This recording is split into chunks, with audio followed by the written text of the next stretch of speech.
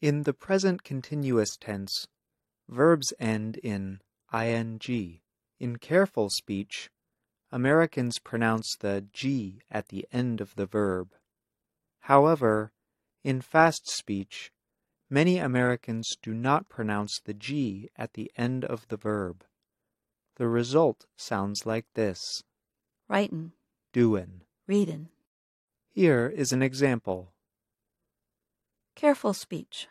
I am reading a book. Fast speech. I'm reading a book. Now you try it. Make I am shorter too. I am recording my show.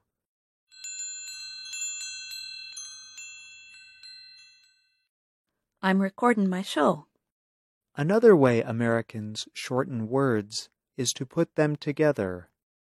What and are often sound like water. Now you try it. What are you doing?